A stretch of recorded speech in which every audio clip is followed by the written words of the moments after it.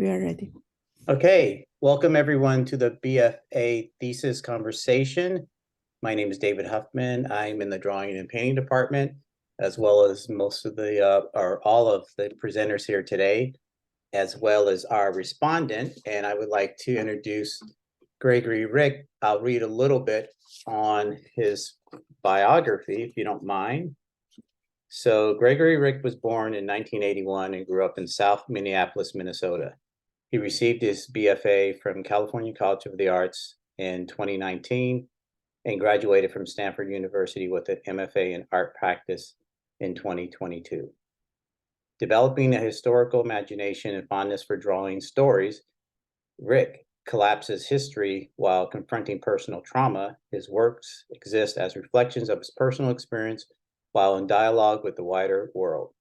Rick has received the Combat Infantry Badge, the Yamaguchi Printmaking Award, the Nathan Oliveira Fellowship, and the Jack K. Gertrude Murphy Award, and has exhibited in museums such as in galleries throughout the United States.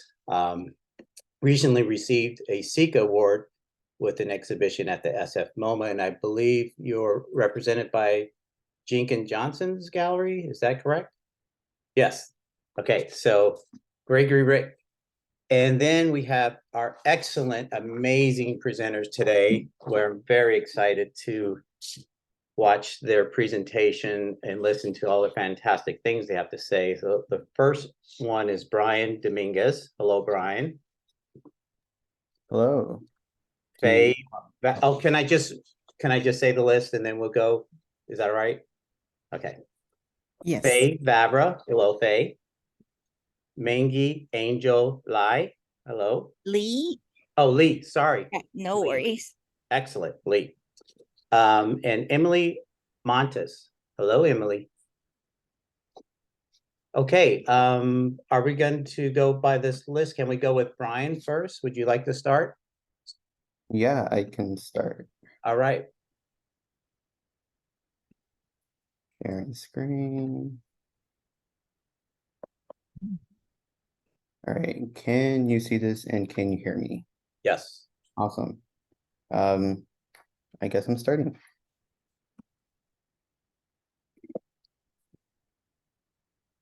Hello, my name is Bryan Dominguez. I was born and raised in Chicago, Illinois, currently living in SF. I'm a first-generation Mexican-American and survivor of leukemia cancer for over 17 years. My work reflects on the concepts of death, memory, healing from trauma, and documenting all remembered and non-remembered stories of my past. My passion for art started in the hospital. No particular course was provided for me, but rather a coloring sheet. And all my attention went to like the stroke of the crayon going in one direction and staying inside the lines. From there, I just had an interest in art. I consider myself an artist taking a modern approach to anthropophagia, consuming the Mexican and indigeneity concepts such as time and death, unconsciously thinking of the Colombian deity Mictlantecuhtli, creating the Mexican-American diaspora and with symbolism, and by letting my figures exist in a time and place of in between from life and death. My work ranges from drawings, paintings, drawings on paintings, painting on fine objects, and currently thinking more installations. Some of my inspirations right now is Frida Kahlo, Nathan Oliveira, and the Mictlantecuhtli deity. Frida Kahlo has influenced my work by how humble she is in the way of like never considering herself as a surrealist artist, even though her work is generalized as surrealism. And then Nathan Oliveira is I was fond by his silhouettes just existing in this void of time. And then the Mictlantecuhtli has unconsciously come through my work.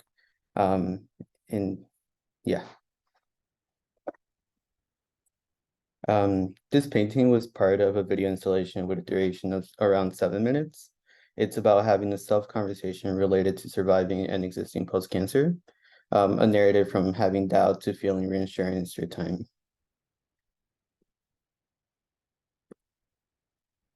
¿Dónde me llevas hoy? Where are you taking me today? This figure takes a different approach in existing. I wanted to capture a story of my tia Maria, may she rest in peace, had told me in the summer of 2022, she had lost her husband within that same year. And anytime she went to the bakery, she would say, "Me llevo mi difundito," which translates to, "I'm taking my beloved dead one with me." So I thought of myself, does the difundito knows where they are existing whenever us, the living, think of them? And can they recognize a place they've been to in the past while they were alive? A theory about death I was exploring is the way we project types of memories on someone can determine the recovery and well-being of that person. So one thing I question when now or started questioning is asking my family if they ever thought of me as a memory, or my family told me that there was hope and there was no need to stop thinking of me in the future. So I thought that was pretty interesting. And so used this theory when my abuelo had passed away. My abuelo had passed away from COVID. Looking at the photos that was sent to us, I was thinking of all the memories I had with him and stopped thinking of a future where he was still alive. The reason for this was because of there was no vaccine available at that time. So it just, again, thinking of the theory of how we project our memories towards someone who is feeling ill. Estás en Goro, dijo mi mamá, which is a work that, again, kept on exploring this theory. I kept this theory when my tia Mariana was going into a brain surgery. She had a tumor and that needed to be removed. I told myself technology was far more advanced enough for her to be okay. Surgery went well, but soon fell into a coma. My family was in shock and didn't know how or what to respond with. So the drawing is showing the miracle projecting her spirits during the coma. Unfortunately, she did pass away. So now getting into the work that will be at my senior exhibition, El Terreno Prometido, A Promised Land. This title came about as an inside joke with my family, where my dad's side of the family, my uncles competed in having the firstborn male son. And so because my abuelo had mentioned that whoever has a firstborn male son would end up getting the land that he will pass on. So there's a sense of belonging automatically within me because I was that first male-born person's son. But I started thinking of like places that I'm invited to and reminiscing the time and place where they make me feel comfort. And then also thinking of how to see the land in a way that's not rethinking the land in a non-masculine patriarchal environment. So cuéntame algo, abuela. In the summer of 2023, my family had another jump scare with my abuela from my dad's side of the family. She was hospitalized and the conditions were unclear whether to get worried. So I made this painting in regards of seeking comfort. Here we have the inside of a house looking into a kitchen, a memory I hold when speaking with my abuela about the actions of my father when he was younger. This painting, again, looking at a scenery just outside of this house of the landscapes that's being presented to me whenever I go visit. Um, I, I start to think of like the memories of my siblings as well, the reason why they're always so fond of going back after long periods of time of waiting.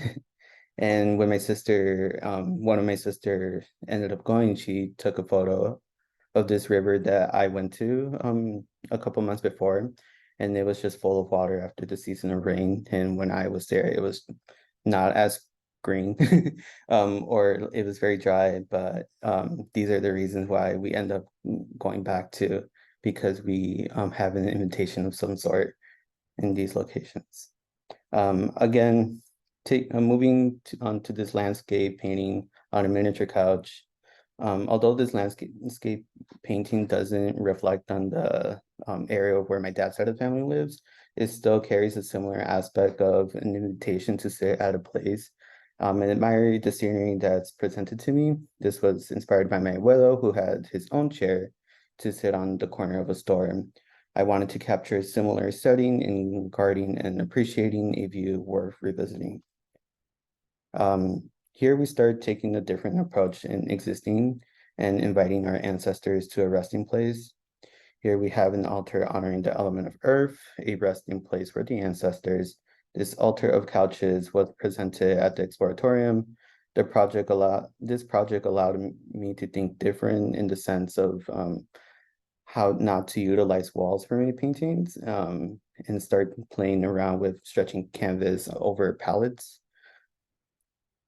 So a month later, this was presented at the Portrayal de Sol Park for Day of the Dead for the Festivals of Altars. Because of the open space, I was able to expand on my practice, thinking more of a sculptural perspective, viewing the paintings of more of a 360 in some form. So looking at the couch piece again, at the exploratorium, you would only be able to see the front of the couch, and then once there was like presented at the park, you can see the backside and how it creates another scenery with some sort. But this also creates an invitation not just for like our ancestors, but for the living to take a closer look and not feel the stigma about talking people who are no longer present. Other more shots that I have of the installment at the park. And then going to my last work that I will be showing is sort of a segue to my post-graduation plans. I will be extending my stay at San Francisco Bay Area, taking time off school to visit my family in Chicago and Mexico. I will be looking into a master's program in anthropology, not anytime soon, but that's still like a interest. I found myself interested in understanding how humans from different lineage stay connected, from a small ranch life to a big city, sharing memories of a place that is unknown to one person, just like in this painting that's still in progress. It shows two people, my mom and Dia, casually existing in a place. My mom wearing more contemporary city clothing and my Dia wearing more local clothing from the village. Very different, but they value and respect each other. My art practice in the near future will be about creating healing spaces for other people to process their trauma. And these spaces, I hope, are either in hospital settings or, again, in open public settings. Thank you. Thanks, Bryan. Stop sharing. Excellent. Great job. Yeah. Thank you, Bryan. That was there's great. Yeah. Hey, Bryan. Yeah, thanks for sharing that. I just want to congratulate you and the rest of your cohort for completing your undergraduate studies, and I look forward to see what all of you do moving on. As I kind of engaged with your images or looked at your images as you went through them in the slideshow, I kept thinking about death, memory, the forgotten and remembered past, and the reimagined past. I find something very touching of this kind of idea that that you can kind of recreate the past, because there's a lot of things in my mind that I don't remember, that I find myself kind of creating myths around in my mind, which I feel like engages with my work a lot. I applaud I feel like you're setting up like these timelines in history, or like the history of your family and the history of place, but they're like these open-ended timelines, or maybe circular timelines, blurring the separation of the background and the foreground in the paintings, and putting these nice fields of soft pastel. And I think about the pastel falling to the ground and what adheres to the canvas, and this just being kind of these paintings almost seem kind of dreamlike, you know, not in the physical world, but not totally apart from that. I also would you know, applaud your battle with cancer, and you know, and the bravery of bringing that into your work. And a lot of your work seems to be, you know, in this personal place, but none of it seems like completely personal. And I just, you know, as I look at the faces, and a lot of your figures are are shown with no faces, or shown from an angle where I can't totally observe the face. I think the portrait of your mom was the only one that was kind of like a direct portrait, and I really like this kind of technique of obscuring these figures and having them you know, be very connected to you, your mom or your aunt or your grandma, and but also having them serve as symbols for the rest of us. And you know, I can put my aunt in there as well, and I feel like, yeah, that you just have a really really strong way of walking in this path that's, you know, totally yours with authority, but also bringing us all around, all along with you on this journey. I really enjoyed the maybe that's not the word enjoyed, but I was kind of struck by like this kind of move into the three-dimensional, and kind of these found objects, and painting on these found objects, and painting on the palettes, or stretching canvas over palettes specifically. And I just feel like this is such a like exciting you know place to not just have the image, but to that we kind of go into, but to, you know, creating these installations that, you know, come into our space or into this physical space, and kind of, and then including the paintings on these couches and whatnot. Yeah, some of the artists I was thinking about when I seen your work. Well, first let me I also find like this this kind of like beginning one's art practice in the hospital bed, or like in this kind of very vulnerable, you know, position. And I think to artists like Frida Kahlo, but also like Henri Matisse, who was also gifted, you know, some paints on his sick bed. And I find that's just such a touching way to do art. And I guess I have some questions for you. Well, I was thinking a lot about Enrique Chagoya, you know, as a maybe somebody to look up, but also like Robbie Cano for some reason, of just like kind of this breaching of the you know, gallery space, and kind of putting things out in the world for, I mean, yeah. But the question I guess I had was,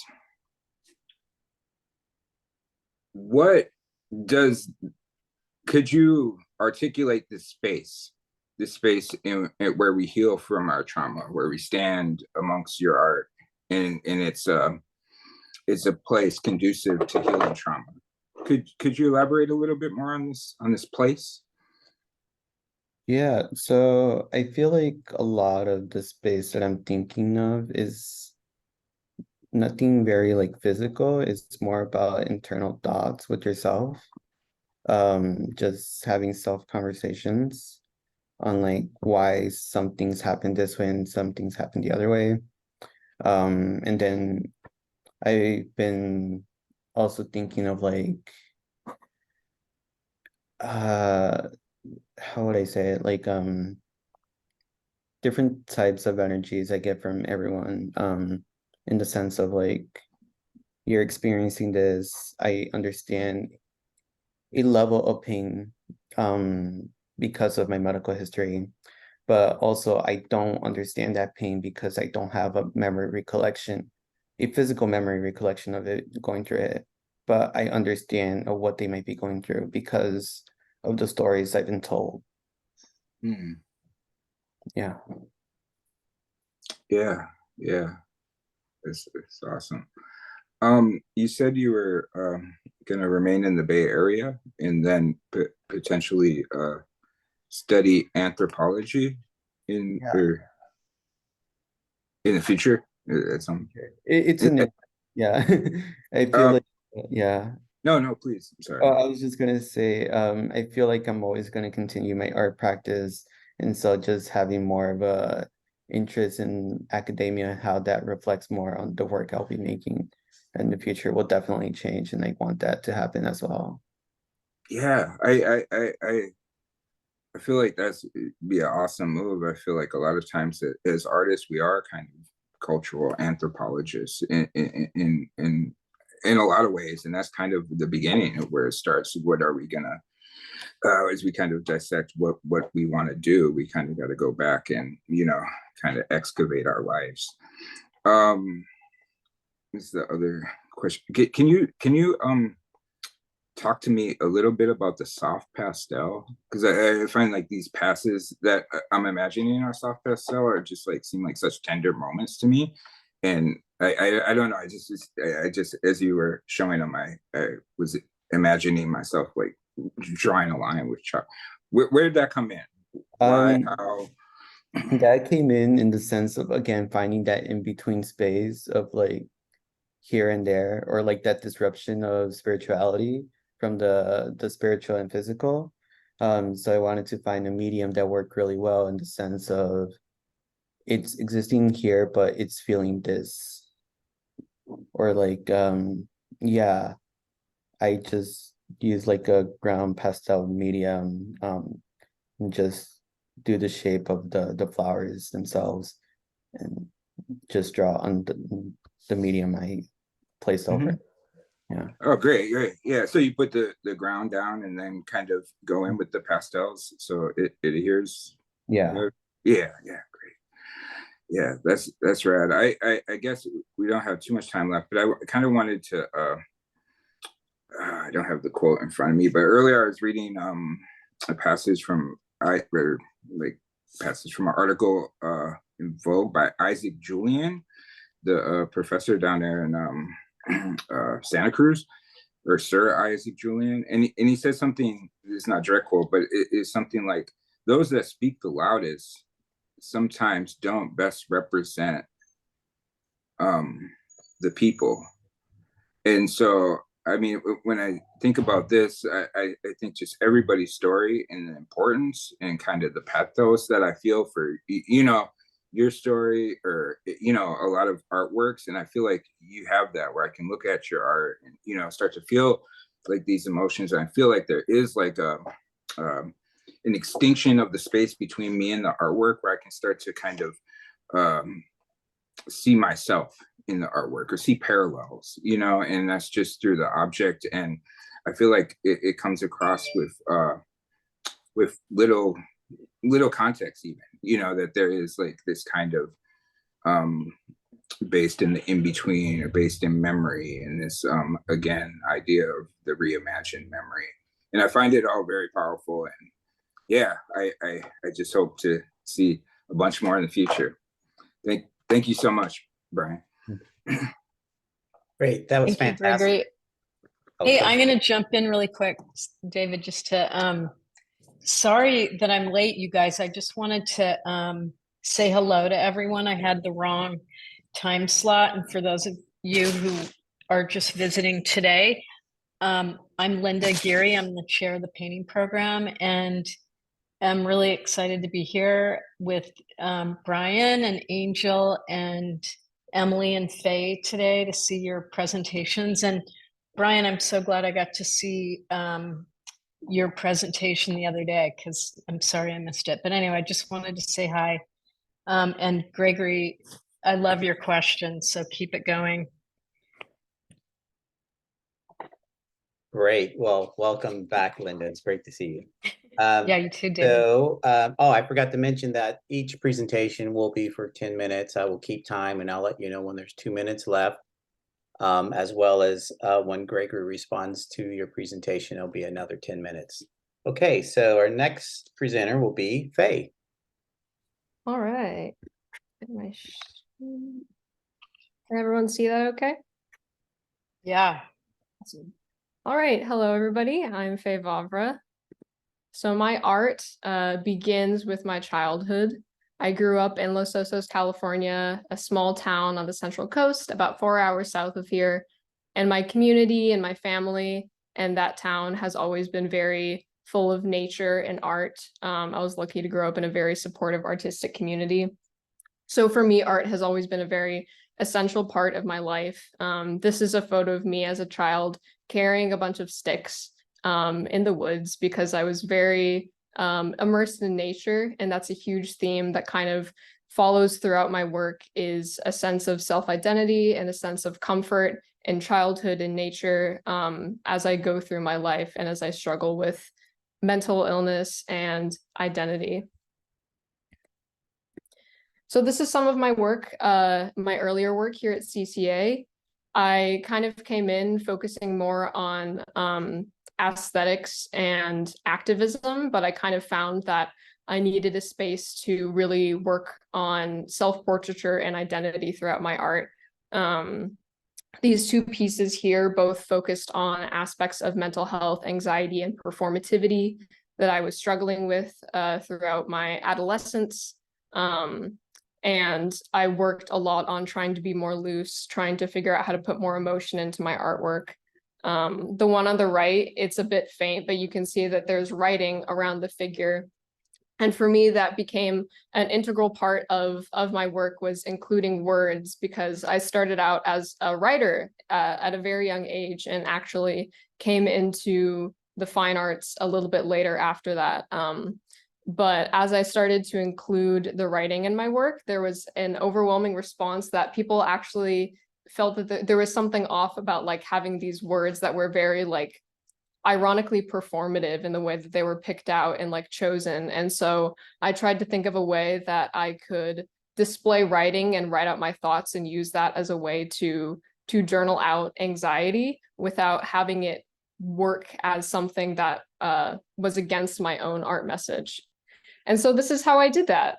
This is my personal practice that I've been working very hard at through my time at CCA.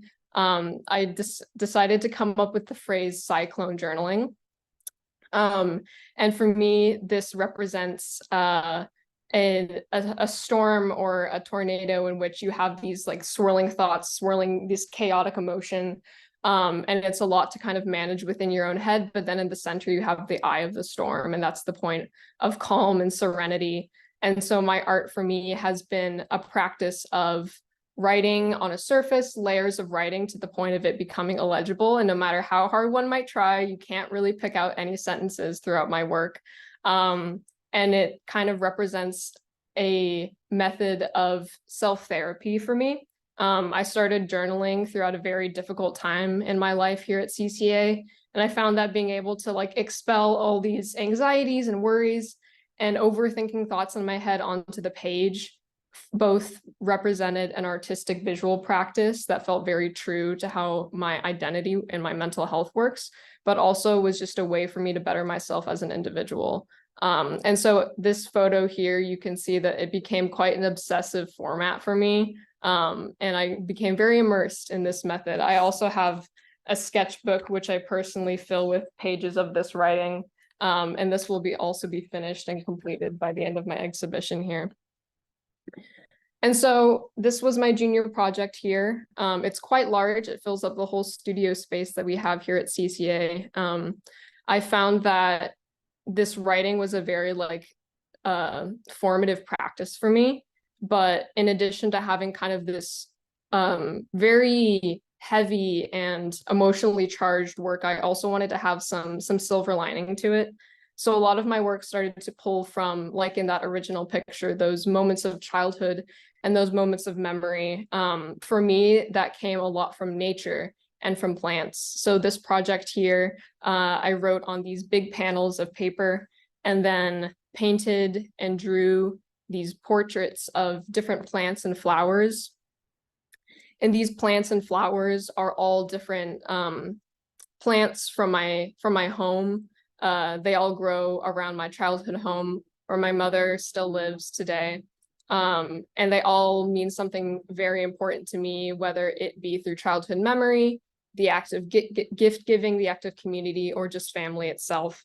And so by representing these themes on top of something that was very anxious, it was that eye of the storm, like the silver lining and the hope that I look for in times of great anxiety.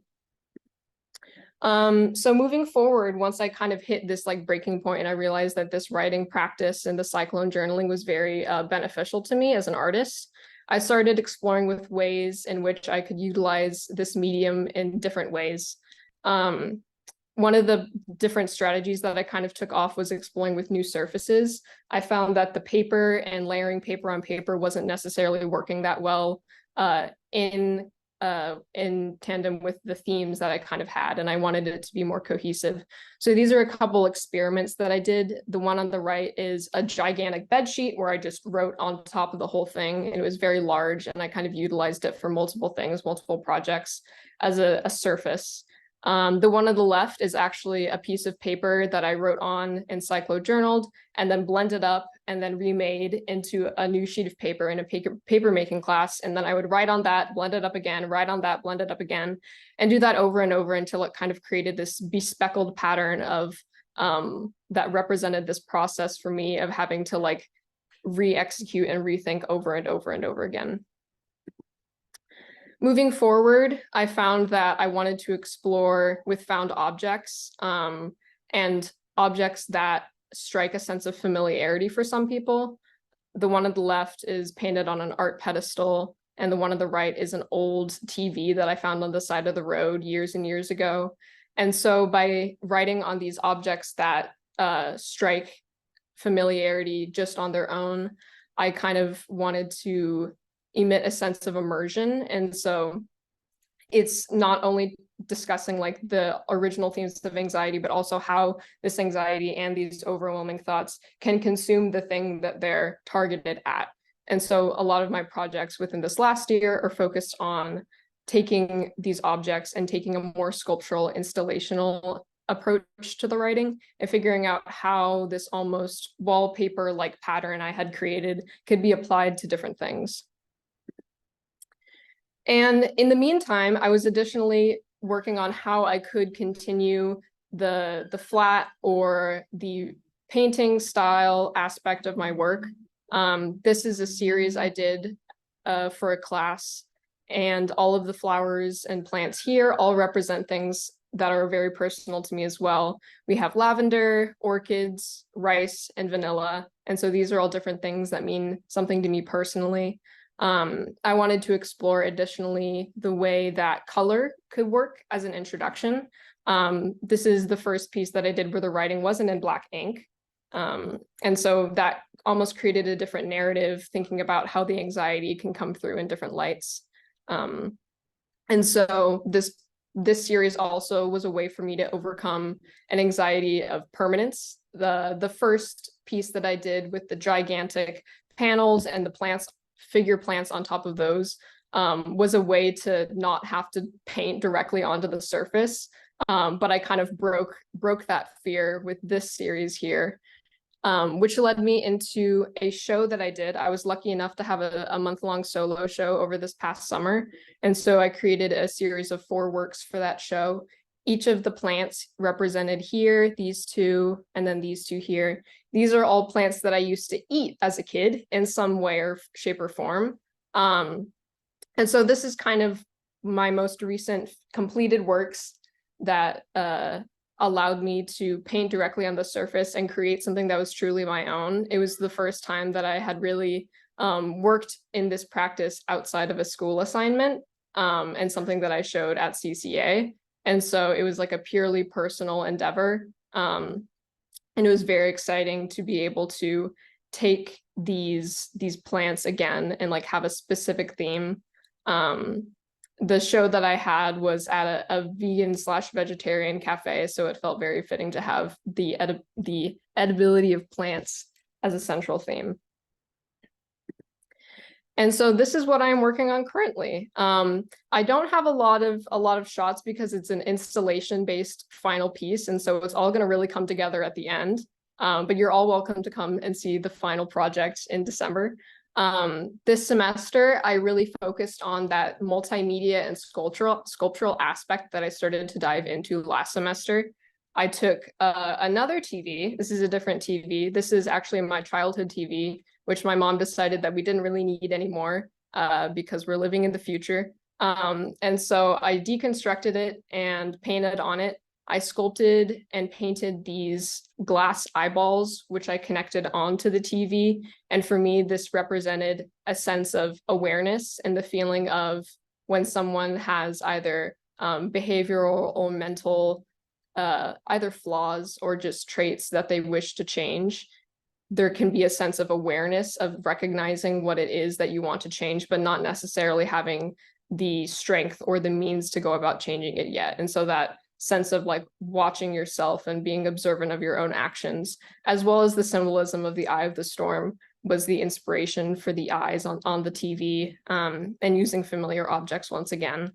I will also be reutilizing this pedestal. You can see it at the bottom here, which I've found that using found objects and reusing them over and over has been a very exciting practice for me.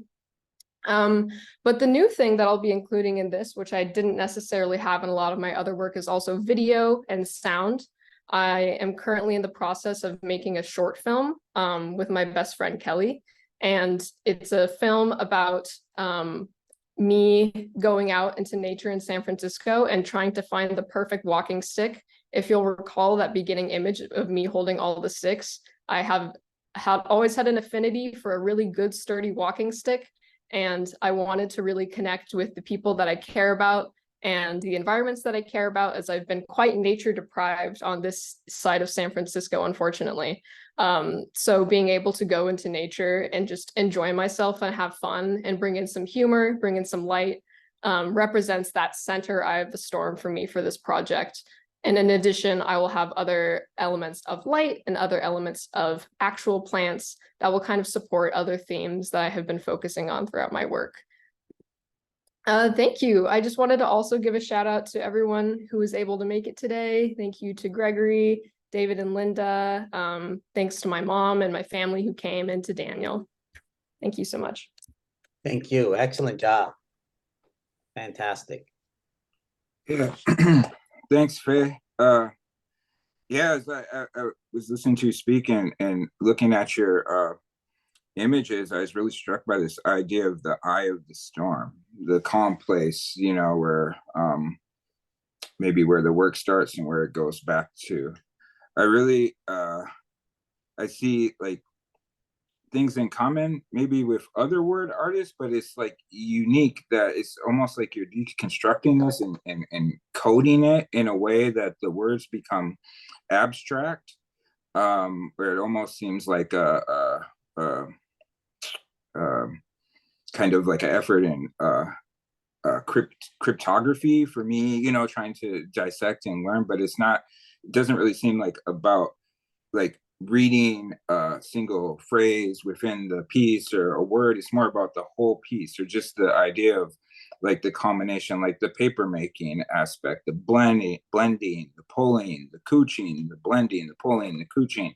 Again, as you destroy and create, then destroy and create, till it becomes like this thing that's totally abstracted. Some of the artists I was thinking about was Dan Smith from Creative Growth, who is like a word artist that does kind of these tight, you know, words where they almost become abstracted as well, along with Alex Cruz, Reyes, Cy Twombly, Basquiat, Twist is maybe some like that building that was in San Francisco with all the words on the side that they did.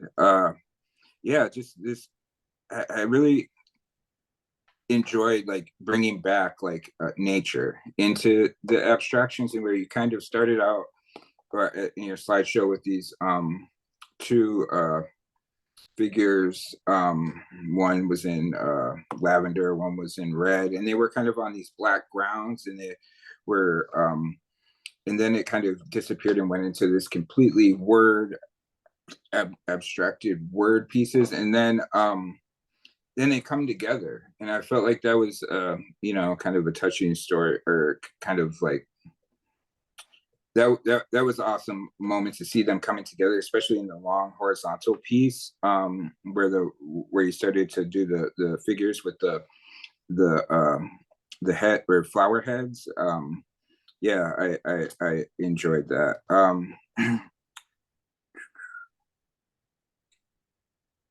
um I yeah, I feel like where one's thoughts and words lose their performativity, as you talked about the performative nature sometimes of your writing, or feeling that way. I feel like this is like an exercise where the words lose all, you know, kind of uh, uh, performativity, and just become like statements in themselves of the culmination, and the culmination of all these words.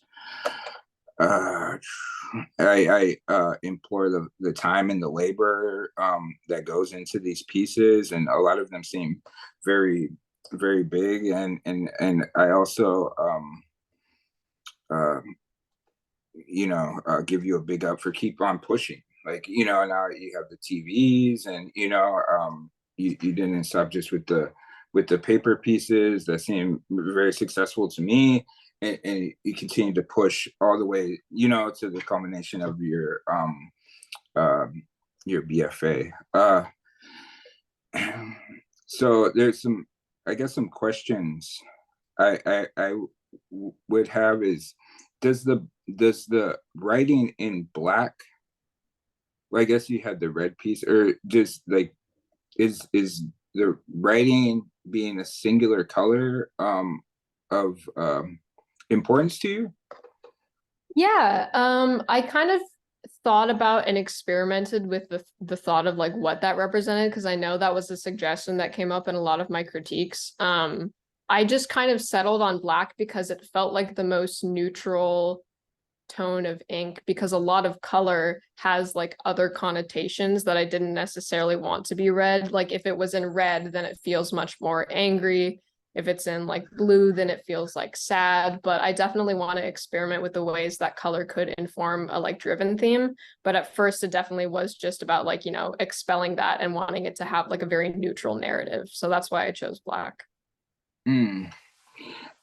And then so is the video like a total like departure from the kind of word pieces into a more narrative plot driven video, or? It's a bit of both. It's definitely something very new for me. It's a lot more lighthearted. But I also have moments in there. It cuts between a couple different formats of video. There are moments in which I tried to kind of think about how I could represent this kind of writing in a video format. So there's scenes in which there is someone talking and you can't necessarily hear them. There's subtitles, but they're in the layered writing and you can't read them. And then there's like music and sound behind to kind of like emulate the sense of confusion or frustration that can come with not being able to decipher words. And so that's kind of how it has translated for me in video, along with just something that was very fun to make. Sweet, sweet. And then I guess another question I had was about the paper pieces. I was really touched by, you know, kind of how well you gave agency to these materials, or how well, like this, you know, kind of what does Jerry's Salt say, give voice to the materials. And I feel like that really like you really hit it on the head with the paper making process of kind of like this destruction, creation, destruction. And did you make a lot more of those pieces, or? The paper making? Yeah.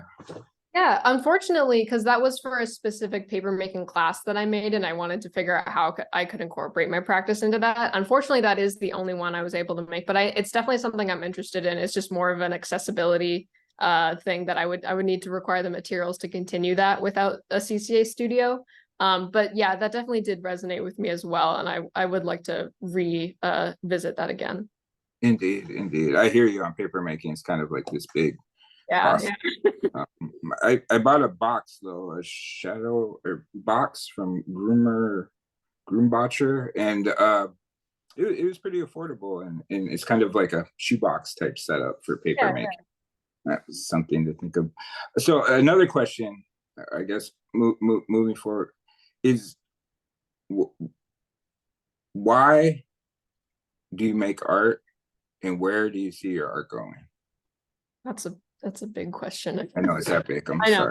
sorry. No worries, you're good. I mean, originally I would say make art almost out of just an instinct to create something that at first felt beautiful. I wanted to create things that represented my own interests and the things that I saw in the world that I was fascinated with. But I feel like now my artwork is a way for me to learn more about myself and stay connected with myself. I think especially with the writing, it's not just like something I make for the sake of making art. It's also now like just a personal practice and something I do at the end of the day to unwind. And so it's kind of just going in tandem with like the ability to thrive. And so moving forward, I'm planning on moving to LA and kind of getting into the gallery world there. If it happens to work out that I can get connected and show my art, that would be great. But also I feel like I've gotten to the point where it benefits me enough just as an individual where that's kind of what's most important to me.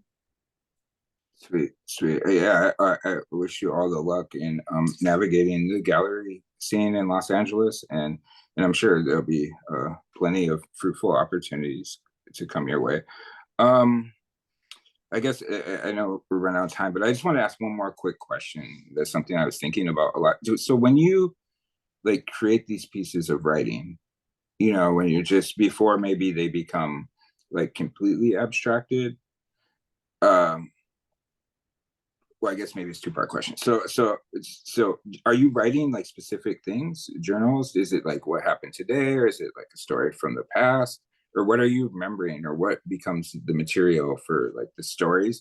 And then the second part is when it becomes like completely abstracted, do you continue writing just through like gesture, or?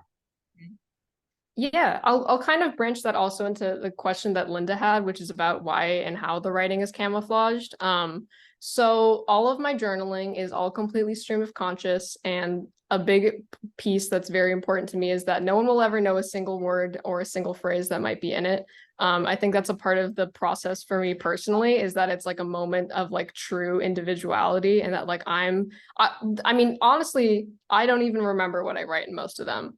Because it's so just like a moment of meditation almost. And so me in the state when I'm writing it, that's the only person who's going to know who the writing or what the writing is. And so the camouflage and not having specific phrases stand out is very important to me, because I think that curation is a part of the like performativity that I'm kind of like trying to go away from, is like, what words do you want the audience to read? So now it kind of like, once it's done, it's writing, but it's not really writing anymore because you can't read it. And I stop once you can't read it anymore. Once I can't read it back to myself, then that's usually where the piece ends. Awesome. Thanks for articulating those parameters. And thank you for sharing your wonderful work, and best of luck in the future. Thanks, Faye. Congrats, Faye. Great work. So next and thank you, Greg. Next we've got Mengqi Angel Lee. All right. Let me share my screen. Can you all hear me well? Yep. Yes.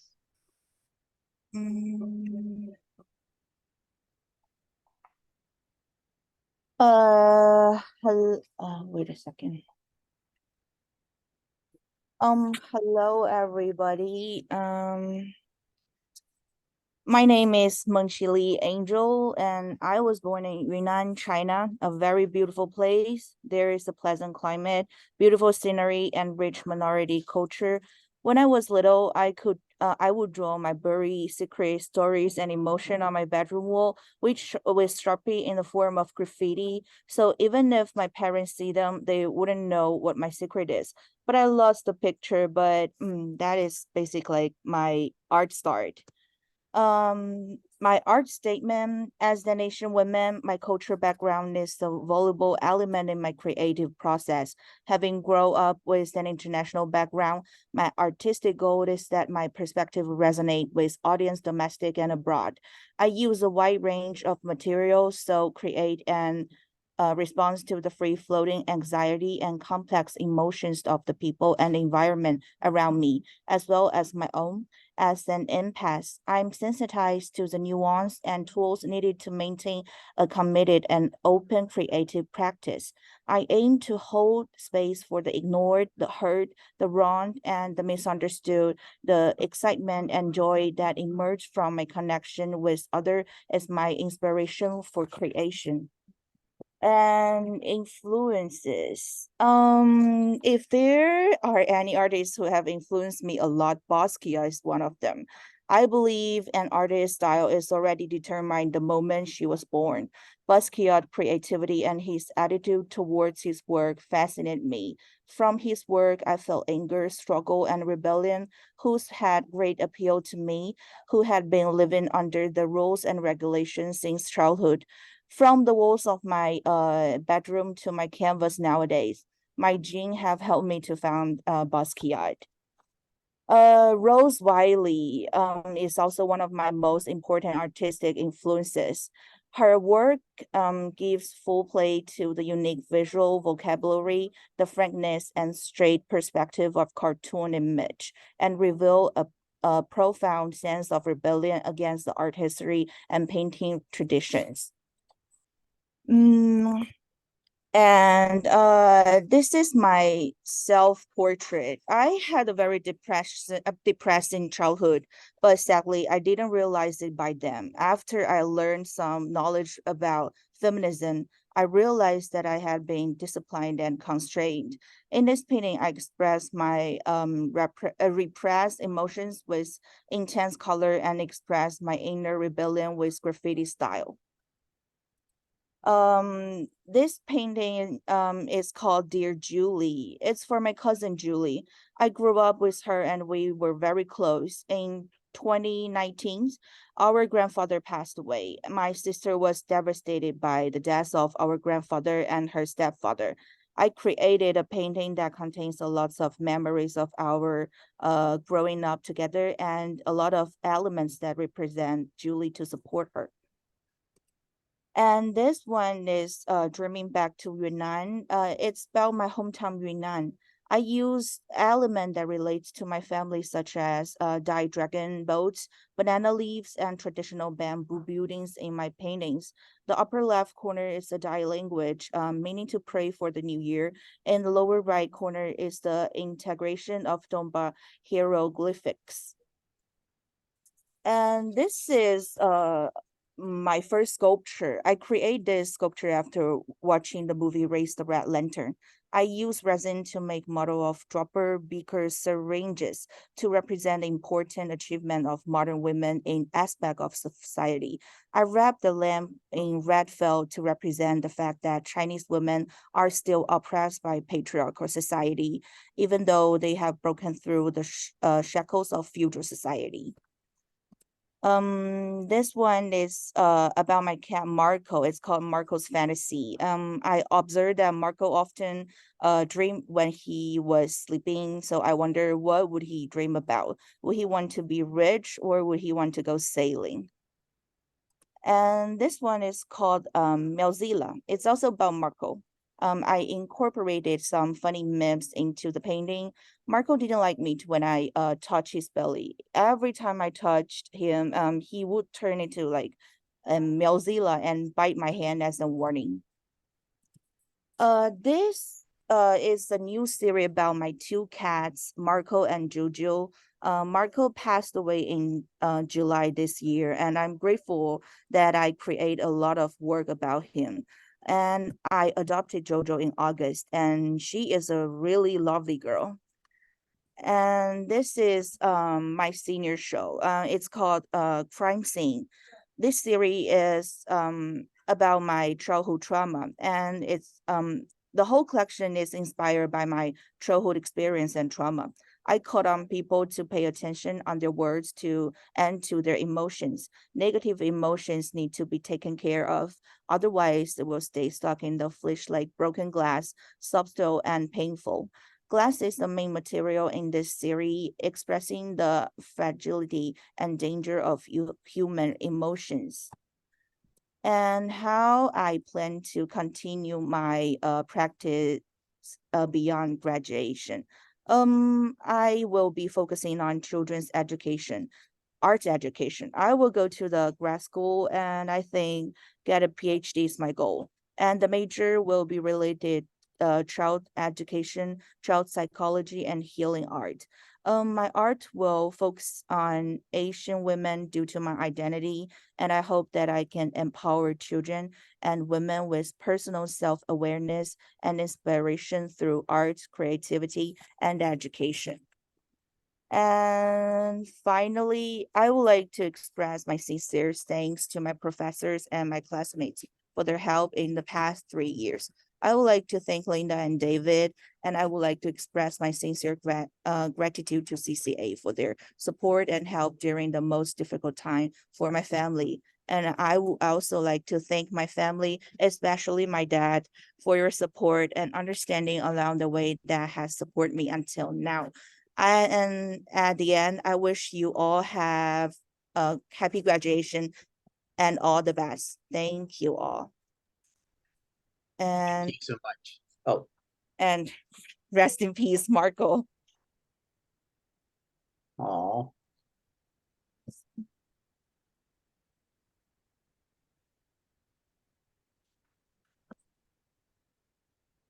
Well, thank you, and rest in peace, Marco.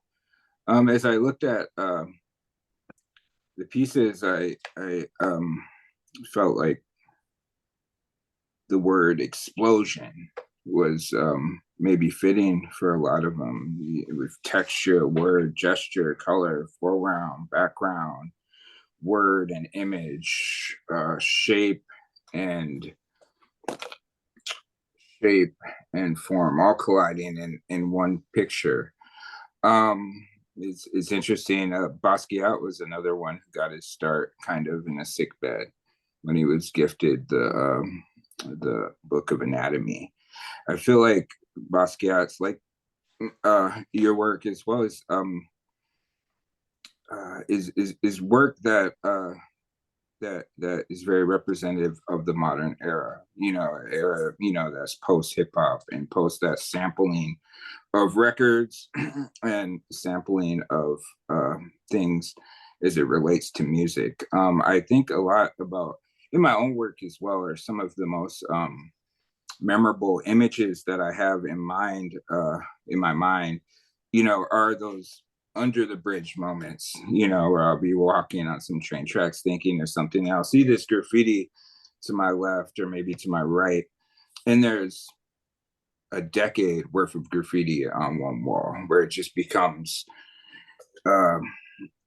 so additive that you can't really see anything, and then there's like a little water coming down and paint starts to be removed, and you can kind of see this kind of excavation of history as different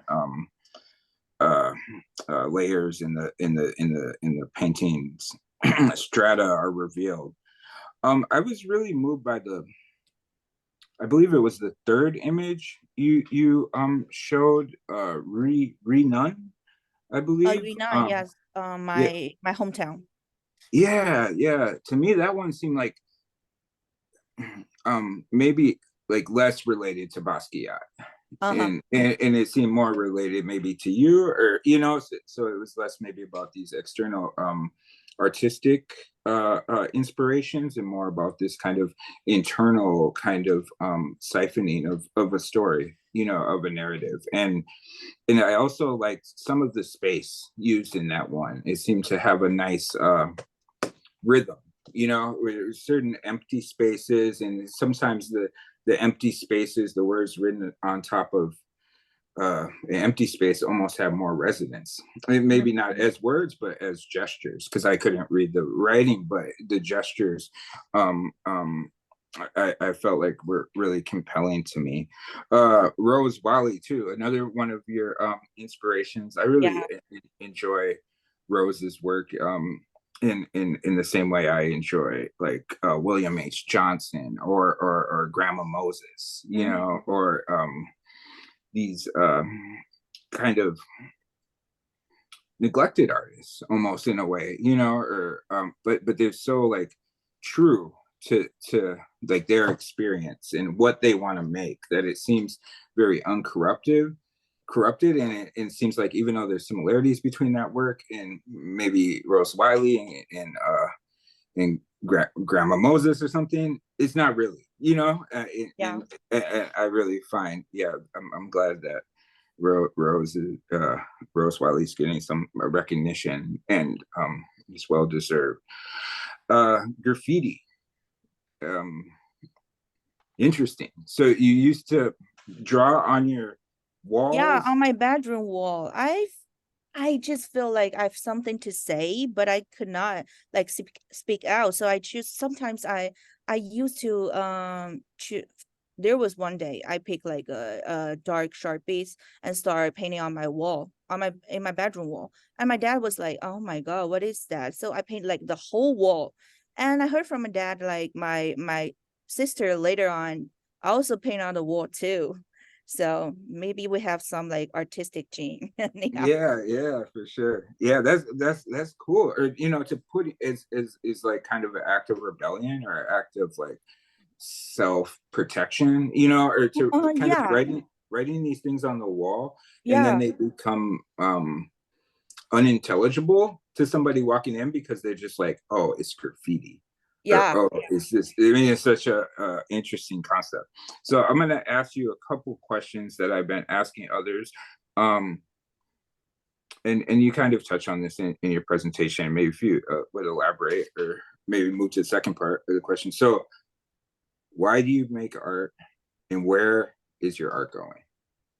Your personal art, not maybe career or PhD, or where's the paintings going? Why do I make art? I think art is related to me, my experience, my cultural background, and also my audience experience and their background. So it's kind of like a relationship. And I speak out for like people who cannot speak out for themselves. And I want to find a link, a balance to helping those people like women or children to help to spreading love like that.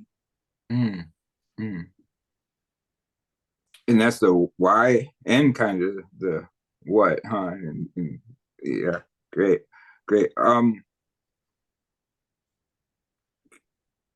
What, in what way have you been moved like that?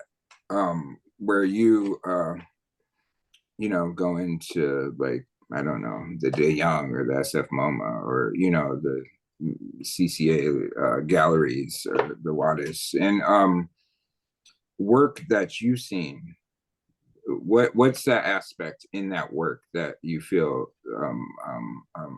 brings that like safety to talk, or safety to? In this semester, our professor brought us to the Auckland Creativity and Growth. I think it's like a nonprofit organization to help people to like doing arts in it. I want like art can help people. So in like all different kind of like form, not even just like on our paper or on our canvas. So yeah.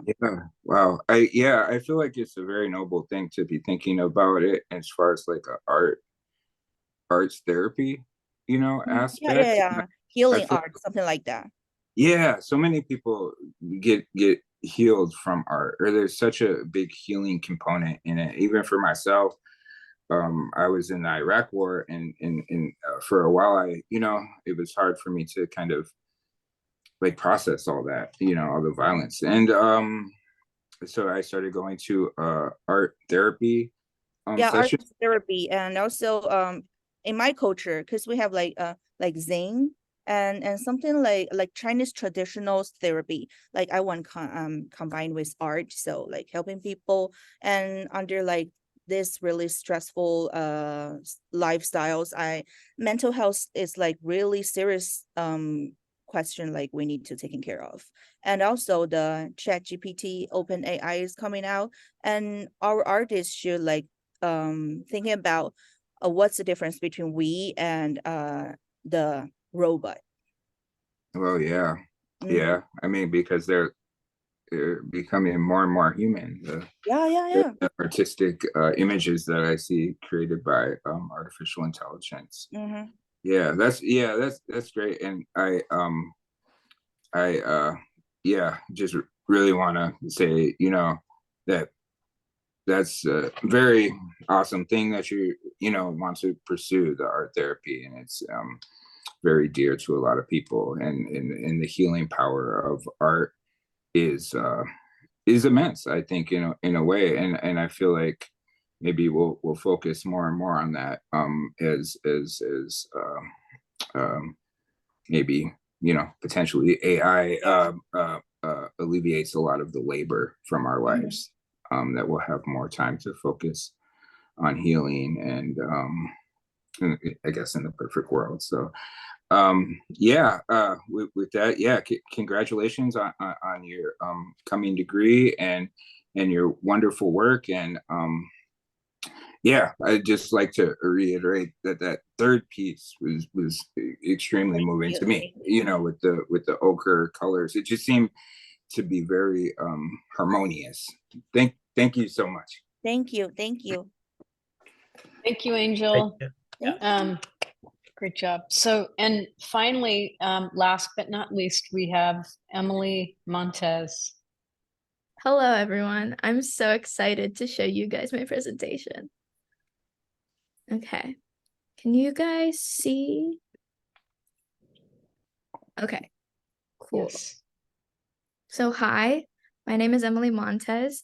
I am graduating this semester, and this is my senior thesis presentation.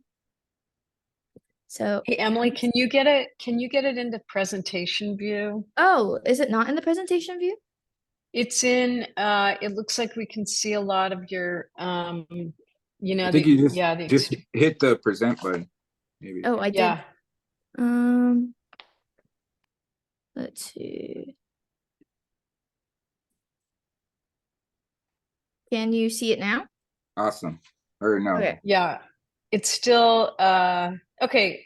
Why don't you just go and, Is it in we the can see presentation? it looks like you're going to click on it and then maybe it'll Present full screen open up. is above where your Yeah, cursor full is. screen. I Do am full trying to- screen. I think you might be sharing a Okay. specific window, and so when you open the presentation Oh, mode, it's not okay. focused on that window. That one? Okay. Let's see. Present. There you go. Okay, cool. Thank you. Thank you. Okay, let's continue. So, hi, my name is Emily. I was born in the Philippines and raised in Hawaii. This whole presentation is dedicated to this little girl right here. Yeah.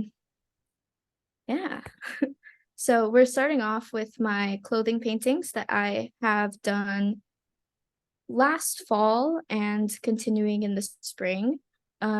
These paintings were observational. I would go sit down and observe my classmates and people around CCA, quickly sketch on the canvas or paper their silhouettes of their clothing, and kind of collage it in a way where the patterns and the shapes look very confusing to the viewer, but once you look very closely to it, you can point out like certain clothing items such as like a hat, a shoe, bags, etc. And I've been doing this series for like a semester. And then after that series, I decided to go in a different route, trying to do like objects. So these paintings are for one of the art shows my friend put together. It was the 808-415 show. I wanted to do these paintings because it connected me to my childhood growing up and like just growing up in Hawaii, always being surrounded by Hawaiian suns whenever we go to the beach. So it was just like a childhood memory for me. And then in Carla's class, we had a assignment where we had to recreate a painting that we have done in the past in our own style now. So this painting on the left is a still life I did in 2020 for Carla's class during COVID. During this time, I wasn't really sure who I was as an artist and what I wanted to do with like my art practice. I was mostly focusing on realistic flowers and just the traditional painting of like blending and making sure that the colors like go together. But on the right side, it's my style now, where I really don't focus on the blending or the techniques. I just go with the flow, and whatever shapes I see, I jot them down and then fill them in with color. So my paintings for me feel like a human coloring book with the sizes that I'm doing. And then after that, I moved on to doing more objects, trying to figure out like who I still was as an artist. I really enjoyed the style because not only was I able to paint faster, but it was very therapeutic for me, just like making the painting all messy as I'm starting the painting, and then at the end, just cleaning it up with the colors. And then this is my senior show sneak peek. I am calling the show Finding My Color. This is one of the paintings that are going to be in my show. This is my baby blanket growing up. Right now with my senior show, with each painting that is in, that I'm going to be showing in my show, doesn't have a specific style. With me, whenever I sit down in front of a painting, whatever I'm feeling in that moment, I just let myself go, and my hand just controls wherever it wants to go. My mind is like all free. I don't have any like set standards for myself. This is a second painting that I did that's also going to be in the show. It was during a rough time during high school where I was trying to fit in with other people, and everything just started going downhill from there. And I wanted to show my headspace in this painting, hence the tiles and all the shapes and colors going around. It kind of confuses your like minds a bit. And I wanted to also like tie back to my clothing paintings by having those like big organic shapes that you don't really know what it is, but you can kind of tell what it is. And then here's a car painting that I did. I wanted to paint this car because this was one of the last days on Hawaii for me. We moved around like 2 to 3 years ago, and this girl that I was friends with, she was very supportive of my art when I didn't really know who I was, and when I was more of like a Pinterest artist.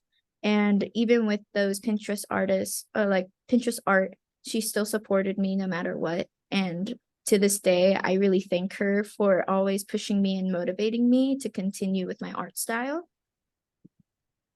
And this painting I finished today. I'm so proud of it. It's of my best friend. And this is one of the main reasons why I wanted to name my show Finding My Color, because like throughout the whole high school experience and living in Hawaii, I just got into a really dark place in my mind. But finding someone who can relate to me in not only like friendship level, but like personal, I guess, yeah. But throughout my paintings, you can see that it starts off like pastel, light, innocent child, and then slowly gets darker, but then finding like my color again. And then for it's for another art show that's also in the last semester. These are going to be Polaroids.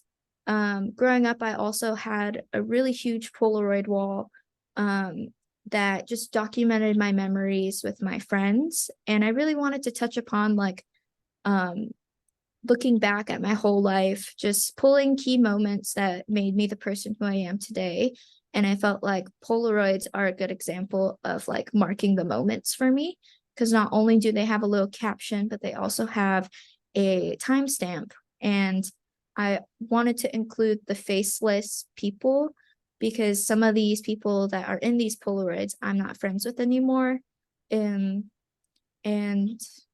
yeah, right now I have around like 50 of them. I'm planning on doing at least 100 by 1.5 weeks. So cross my fingers, hopefully I'm able to pull that off. And thank you. Thank you, Emily. Great job. Great job. Yeah, thank you, Emily. Some words I just jotted down were a place, color, healing, journey, memory, empowerment, liberation. Some artists I was thinking about as you went through your presentation were Stuart Davis, Early Bedford Delaney, Todd James, Jacob Lawrence, Riggs, Derek Adams, Nina Chantel Abney. I just really, applaud your use of color and feel like you're a natural colorist. Oh, I also put Henri Matisse and Andre Derain for the time they spent in the south of France making very colorful paintings. And I like your wide range of color, because when you showed the 50 pieces that you made recently, they were all in the same style, but the colors were all different. Mhm. And you kind of let the color or kind of what you see is kind of what you put on the canvas, but it's through a filter somehow that the color just explodes, or it becomes electrified or something, as you kind of take it from the world and reinterpret it in your painting. I feel like, and I kind of also applaud like the non monochromatic use of color in a lot of it. It's like things seem very purposely colored the way they are, for, I don't know if that has to do with the psychological effects of color, or maybe it's just that's how you see them, or that's what just happens. But yeah, I mean, the color is very powerful. And I also like the kind of what the word would be, the economy of shape, that it just becomes like this little line on the lip of a glass, or this big highlight on the side where the light's hitting. And I really find that you have a really, or the way you use this economy of line with the color, that's like really powerful in a way, I guess. As I just look at them, I was almost thinking like, oh, is that a painting or is that an iPad? Because that's how saturated the colors are. I wanted to ask, do you have like I don't know, artist statement or personal feelings about the psychology of color, or what would be your definition of color in your work? The color usage in my work, I am very attracted to color, shape, and just like overall how the colors go together. With my painting, I tend to do colors in threes. It's not like a rule that I tell myself, but I just find myself doing it all the time, where I put one color on like the top left, and then I have to make sure that it's like in a triangle, but not in like a perfect triangle. And I really like vibrant colors. that's why I tend to go for the teals, oranges, and like blues in my paintings. When I'm painting, I don't really plan on what I'm going to be painting. I just sit in front of my canvas and just like paint. I don't sketch. I don't spend time like planning out my paintings, because I feel like if I do, then I'm gonna make that sketch perfect and not like be able to recreate it onto the canvas. And I really enjoy the way that I paint, because it's just like the whole process for me is very like soothing. And yeah. What brought about this like transformation? Because you showed an image from 2020, and just 3 years later, it's like, Mhm. you know, it seems very resolved and you know, kind of cemented in the moment. Yeah, my style changes pretty frequently, but right now it's been a steady pace because I feel like I have found myself as an artist right now. But like in the past few years, I was still struggling on like what I wanted my message to be, and like not only to like people but to myself. And I feel like I can really express myself like through my painting style and all the wobbly lines and the crisp like colors next to each other. Mhm. Yeah, something about, yeah, the kind of undulating lines and the color and how they build upon each other. Where the image doesn't become like fully resolved, but the painting is fully resolved in a way that I find is a nice balance. I guess I'll ask some questions I've been asking to your peers. And I mean, you touch on this in your presentation, but why do you make art beyond the, or why do you make art, and where is your art going? I've been making art since elementary. I really enjoyed art classes, and I wasn't really that student who excelled in academics or just like in school in general. And I felt like art was like a way to express myself and just like release all the emotions that I've been holding inside. Um, where I want my art to go right after graduation, I'm not really sure what I want to do, but I've also been really into like um psychiatry and just like things with like helping other people. So I kind of wanted to combine like therapy and art together. I'm still trying to figure out like how I'm gonna pursue that, but I feel like spring semester before I come back and walk, I can kind of like sit down and actually like do more research, get in contact with some people back at home, and just like kind of see where life takes me at that point.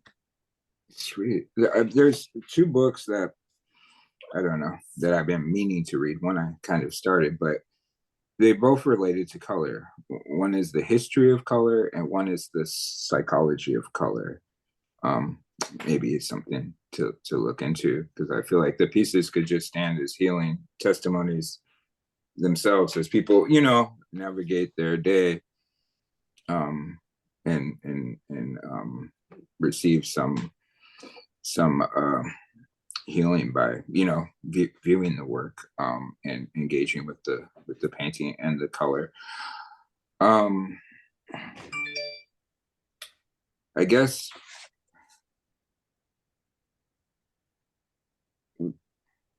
what I feel like this painting of your blanket from when you were a child seems maybe a little bit different, or maybe a little bit more personal than some of the other paintings that seem more observational or based in maybe memory as well. But the blanket seems to be a very like maybe more of a tender memory. Could you elaborate a little bit on this piece? Um, I chose to paint that baby blanket because it just felt like a safe place for me. Just like looking back at my childhood, just being like a funny, giggly little girl and having like those pastel, like not so in your face colors. I felt like it was a good addition to my like show, to show like basically where I started from and where I am today. While painting that, it took me just like 24 hours to paint. I just sat in my studio and just like let myself free with that painting, because I was like, it's a new thing for me to paint. I haven't like painted in that particular style. With the original picture that my mom sent, the baby blanket was very detailed in like checkerboard and like different lines and stuff, like gingham, I believe.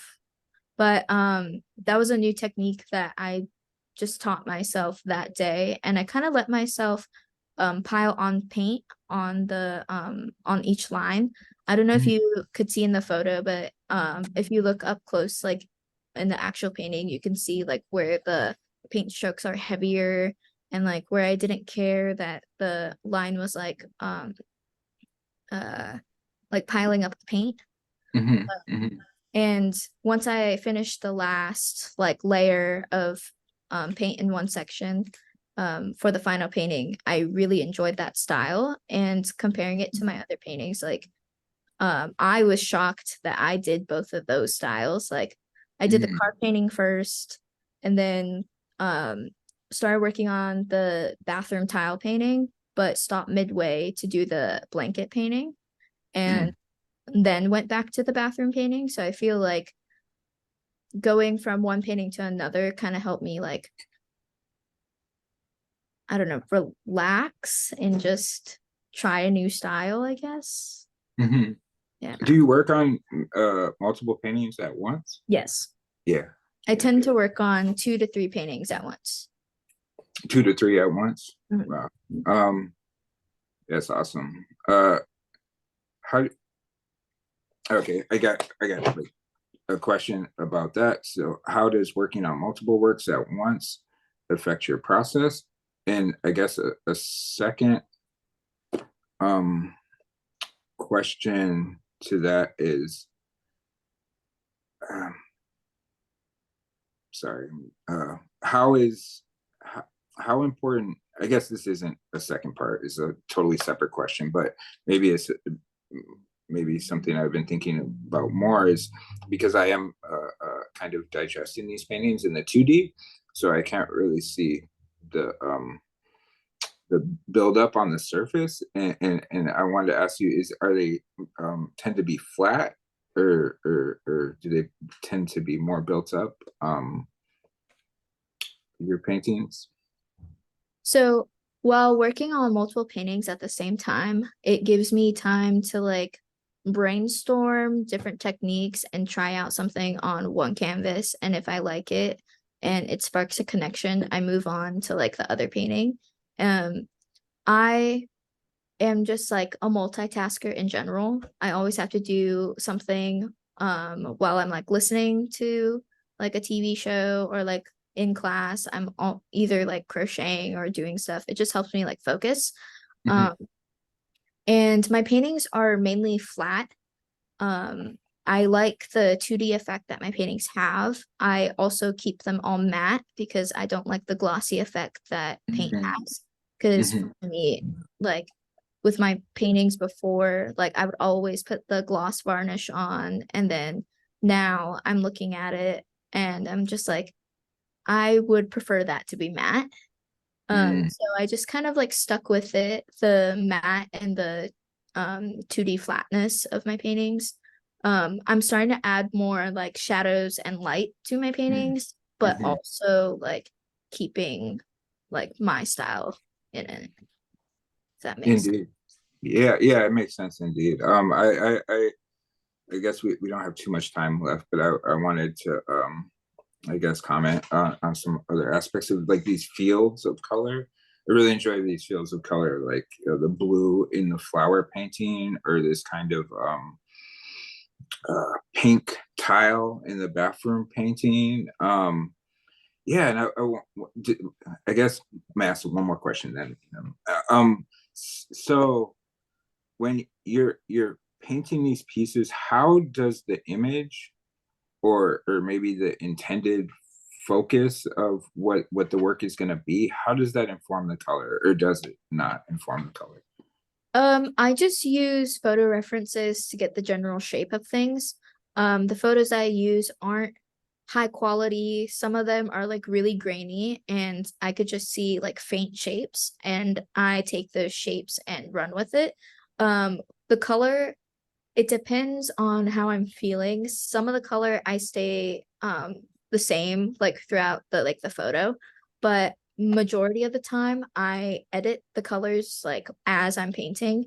I used to be that type of person who just like painted excuse me, painted straight out of the tube. But then when I was doing like the can paintings and like moving on to like the still life paintings, I started like mixing more of my colors that were already on my palette, like not only to just like save money, but because I found it like way cooler to create my own colors and put them on. So the paintings that I have, like the most recent ones for my show, like my palette right here is just like, oh, you can't really see it, but there's like so many colors on it. And Yeah, just like mix colors like on thing. yeah, that's awesome. As I mean, I guess I'll close with this, is that I see your paintings kind of as this kind of conflicting thing in my mind, is because they instill in me this phrase of vibrating stillness, because the paintings are very, kind of serene and still, but the colors are electrifying, and it's a very compelling contrast. So thank you so much, and good luck in Thank all you, your Emily. future endeavors. Thank you. And thank you, Gregory. Great And job. I want to say before everyone, David, you can take us out in a sec, but just to remember that the senior exhibitions are coming up, and the next opening is on Wednesday, or November 29th from 5 to 7 in the galleries. And that, what are they called? The college galleries. And then the second senior show is on Wednesday, opening is on Wednesday, December 6th from 5 to 7. So we hope to see you guys there. And David, you can take us out. Well, great, you guys. You did a fantastic job. Thank you all for joining us for a second part of our BFA presentations. And as always, have a fantastic weekend and a fantastic holiday week. And we'll see you, or some of you, the following week. Thanks again. Bye. Thanks, you guys. Thank you. Thanks, everyone. Bye. Congratulations. Thank you.